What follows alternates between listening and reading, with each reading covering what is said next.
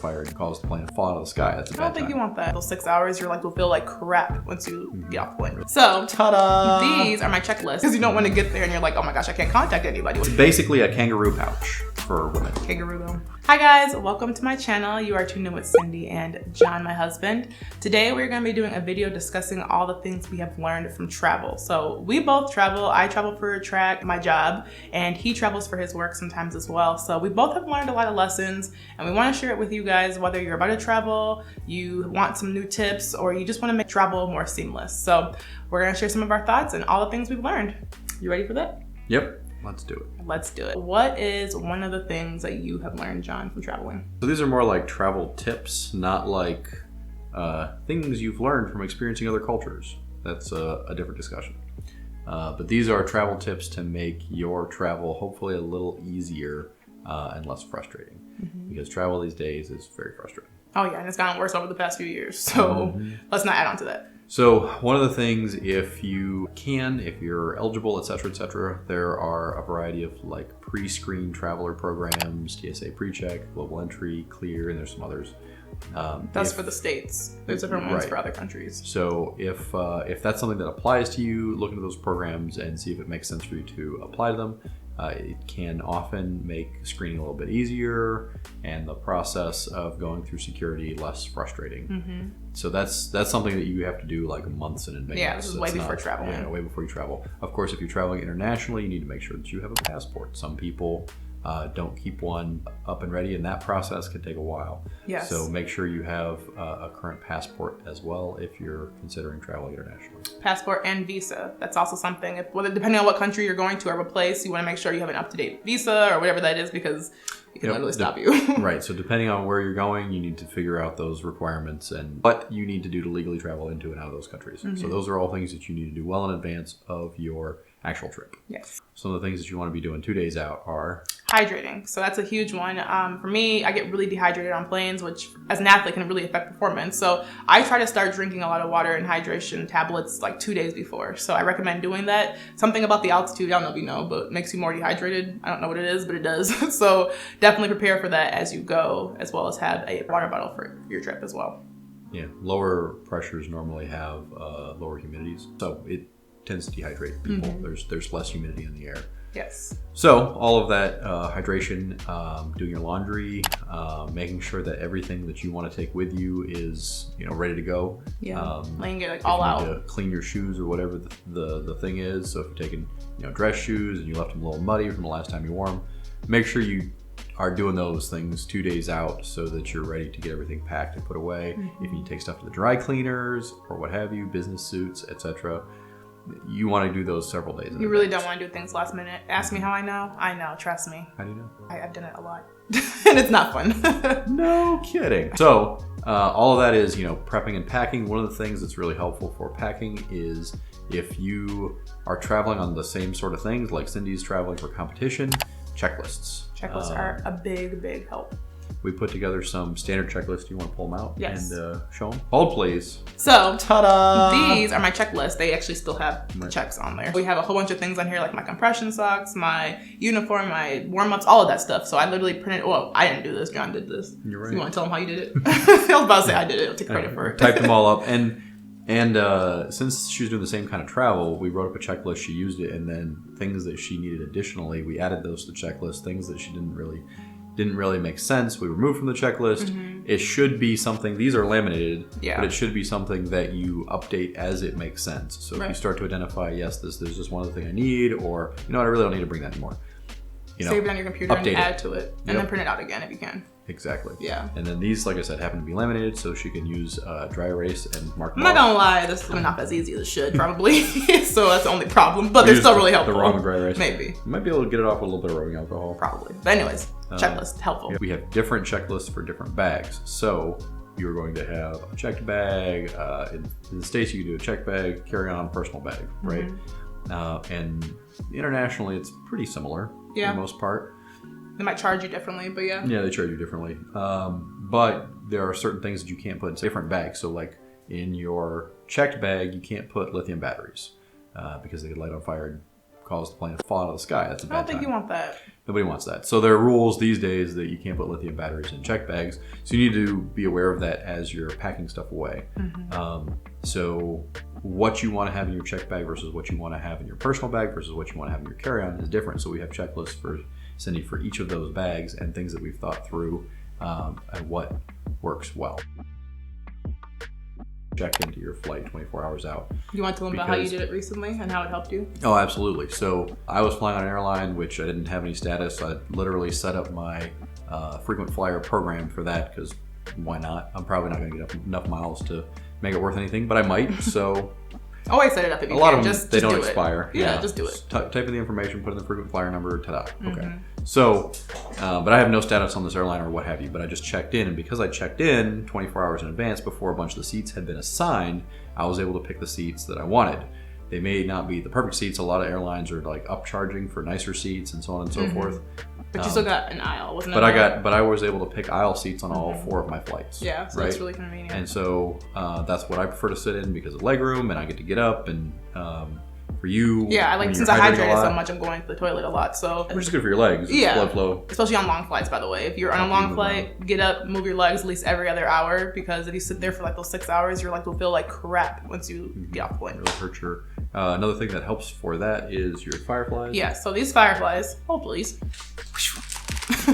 These Fireflies are super helpful. So they're like an electrical stim pad. Super helpful. They help the blood flow. It like pulsates every second, really. And I really like them. I use them every flight. So Fireflies. Show them what the actual Fireflies look like. Oh well, this is what the actual Fireflies look like on the bag. You actually should not do this. But other than that, don't do that. They have like something you can put it back on. Don't do this because it gets sticky. Anyways, this is really helpful. You guys should purchase them. I can put them in the description if you're interested. Some people like to use is taking a low dose aspirin before a long flight to help thin out your blood a little, reduce the chance of blood clots.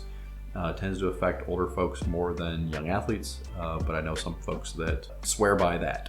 So, consider it for yourself. Make your own decision. And electrolyte packets. So we'll get like the Gatorade sugar-free ones, and I'll just put them in my little water bottles. It actually will help you too with the dehydration because obviously water is good, but adding the electrolytes is even better. So check in, get the seat you want, and if you aren't checking a bag, you can print out or save your boarding pass, and they've got a little QR or scan code on them. Don't rely on your phone for that stuff.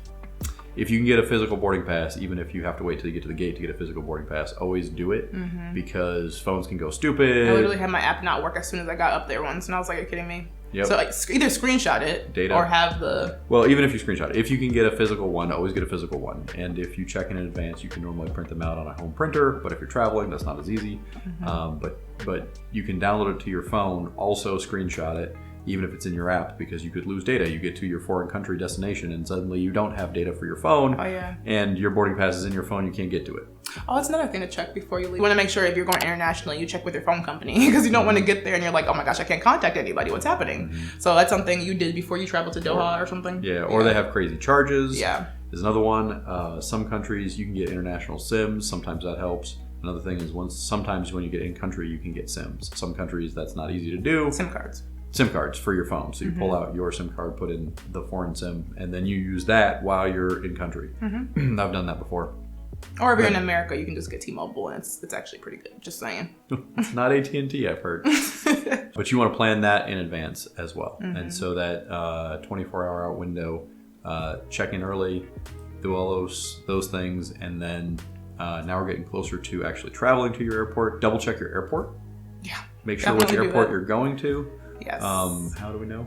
I went to the wrong airport once. So there was airports literally 20 minutes apart, and I just decided to go to the wrong one because I didn't know.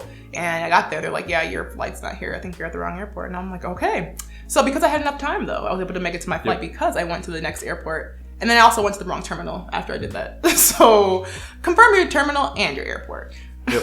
Double check all those things and make sure you know which airport. Maybe save it in your phone. Maybe save like the Google Maps pin or the Apple Maps pin or whatever the thing is, so you remember, especially if there's a couple of international airports closely located where you are, make sure you're going to the right place. Yep. And if you leave with plenty of time, then those kind of things happen and it's not the end of the world. She was still able to make her flight. Yeah. So leaving with plenty of time, it's better to sit in the airport than sit in your hotel room because if something happens, you've got time to fix the problem. So generally for international, it's about 2 hours before the flight. Minimum as a good rule of thumb. Yeah, 2.5 if you actually are new to it. Yeah. And then domestically, 1.5 to 2 hours. So it is a good rule of thumb, but I've done longer than that because, like I said, I was gonna be sitting in my hotel room, or I had nowhere to sit because all I had was a rental car. And if you have to return a rental car, that's huge. Yeah, you want more time because that's going to take however long it's going to take. And then a lot of airports, you're going to have to get a shuttle to the location. So, instead of 2 hours, you should be thinking about 5 hours. Okay, not 5. Come on.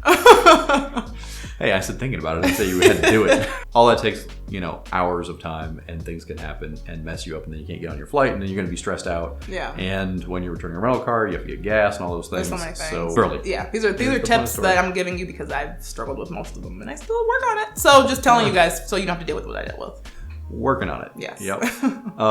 So most of the time, I've never had problems with bringing food through TSA as long as it's not liquid, it's not soups. You brought some meals through TSA. I've literally stopped at Jimmy John's on the way to an airport and got myself a sandwich, put that in my bag, taking that through TSA because airport food is stupidly expensive. It can get so expensive, and it's not always even good. It depends. Some places are pretty good. Yeah, some chains they have there, or just whatever, they'll have good food. But for the most part, it's always just like overpriced, not that delicious. So if you can, have snacks. Always bring empty water bottles. Make sure they're empty. And if you have Alka-Seltzer or whatever with you, you can put that in a water bottle. We really like using like a 1 liter bottle, and then one of those small half liter, regular, like 16 ounce or something. Yeah, There's a regular water bottle. Yeah. You can crush those down, so they take up less room in your bag. I also like taking a small coffee thermos, like a Contigo cup or something like that, where it's lockable.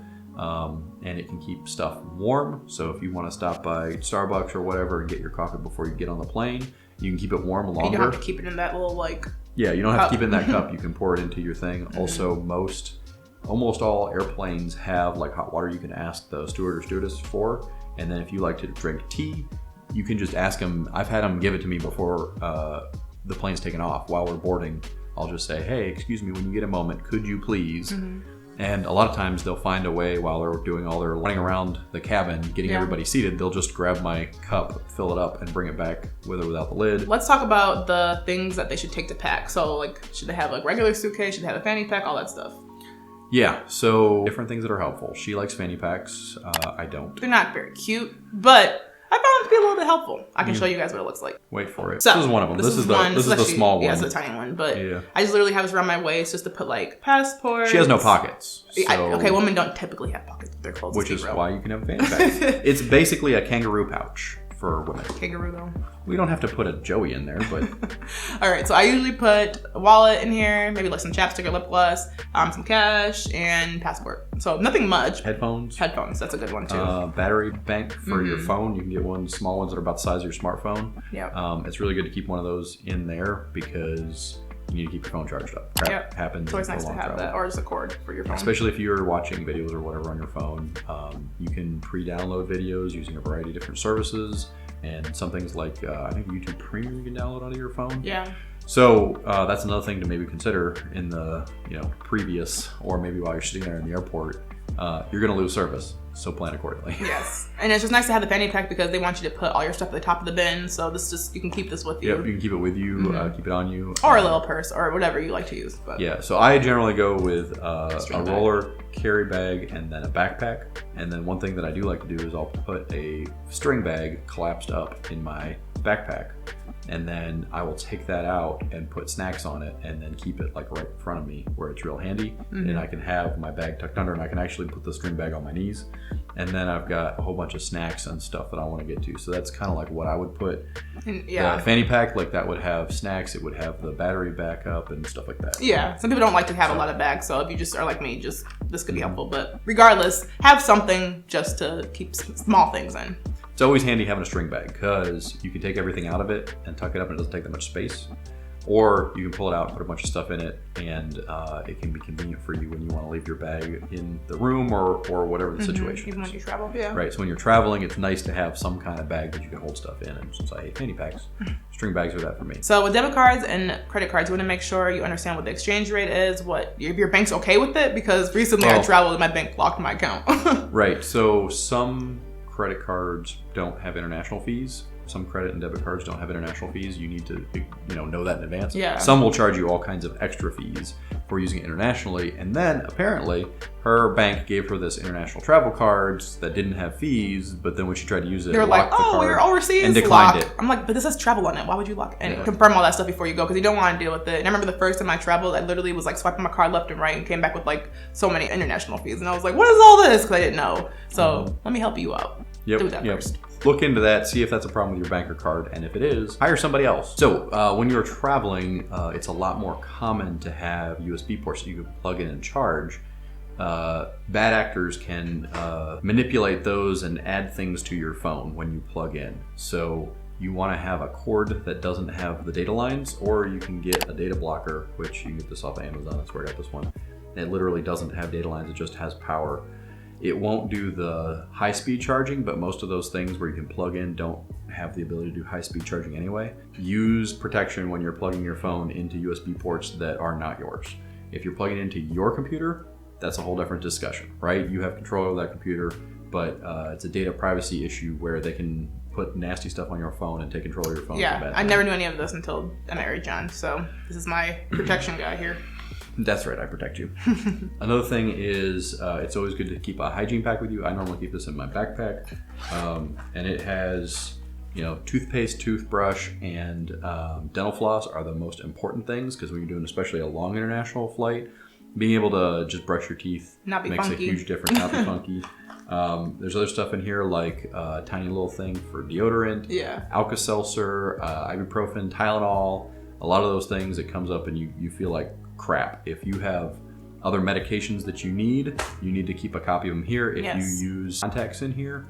But yes, medications are huge, because we literally had somebody stop the plane once for that. We were about to get in the air and they're like, actually, she needs your medications and we can't leave. Yes. So, but that one was particularly messed up because they pulled her bag that was checked out of the bottom of the airplane, gave her access to the bag, and then let her go back into the airplane. They violated the security procedures completely, and then they held the plane because they realized they screwed up. We realized we weren't allowed to everybody do this. up. Yeah, we realized we've made a mistake, and now all of you are going to pay for our mistake. I swear we waited there for like almost 2 hours. It was like 2 hours. Yeah. Another thing that's good to keep in here is cough drops. These days, if somebody's coughing on a plane, which is actually very common. I literally had like 10,000 people cough next to me on my last flight. Now I'm just like, I hope I'm still good, which I am. But and also, if your bag gets lost, it's just nice to have that stuff too, because always have a toothbrush. And like, speaking of bags getting lost, what do you want to have on your carry-on? Be careful with what you put in your check bag, because it may not arrive, right? So ask me how I know. I have too many examples, y'all. We can make a whole other video on all the Cindy fails. Yeah. So I've had situations where the bag didn't show up when it was supposed to, and they delivered it the next day. She had a situation where the bag didn't get delivered when it was supposed to, and it showed up like 3 days later. Yeah, I think it was almost 4. And we weren't even sure if it was going to show up the 4th day. And if we hadn't called aggressively, I would have never got my bag back. Anyways, have stuff in your carry-on, especially uniforms, work clothes that you might need. Yeah, if you're doing a big presentation in the next day, make sure that you have... They don't have to necessarily be your best suit, like what you definitely want to wear, but at least what you're willing to wear, because that might be all you have. And then for athletes, you need to have your spikes, you need to have your uniforms. We had a friend who had a situation, actually you had a situation where your check bag didn't arrive and you had to borrow a uniform. I was like trying to find people's outfits here left and right and put together something, and I was just like, okay, never again. So learn from my mistakes. Yep, always keep those critical things in your check bags. And something to be careful about with that is some airlines aggressively check your carry-on, but not your personal bag. So you need to think about what needs to be in your personal bag. Obviously, you want to keep the weight down because you don't want to be dragging it around, but that's something to be aware of. Yep. Traveling internationally, something to be aware of is if you need to plug in your electronics, and everybody travels with electronics, your phone or what have you, you need to be able to plug your thing into the socket. And if you just have a regular plug, it will not fit into European sockets. Cindy has this super handy block. I put some electrical tape over it because it has like a blue light, which can be not good for your sleeping. So cover that up, and then it can be set to any of the different standards. Mm-hmm. And then the big thing is it has USB in it, so she doesn't even have to plug in anything into this. Most of the time, you can just get away with this. Mm-hmm. And sometimes, you have to plug your computer in and stuff like that. Yeah. You can do your computer, your phone, headphones, all at the same time. Or some things you cannot plug them in internationally. They'll blow up. Things with motors, like the old shavers or hair clippers that plug right into the wall and straight to a motor, that's a problem. For hair dryers, most of them, unless they have a special switch that lets them do either, it won't work. My college coach literally blew up his clippers when he came to England for the first time. Double check your electronics and make sure you're not going to blow them up. We hope you guys enjoyed this video and hopefully you found it helpful. If you guys are about to travel, definitely take some of these points into account. I think they've really made a difference for me. John's experienced some positives from it as well. We tried to like throw in a whole bunch of points and we probably forgot some. So if you have some really good travel tips, please put those in the comments so that can help everybody else. We hope you guys enjoyed it. If you like videos from us, definitely subscribe and give it a like. And we will see you in the next one. Bye.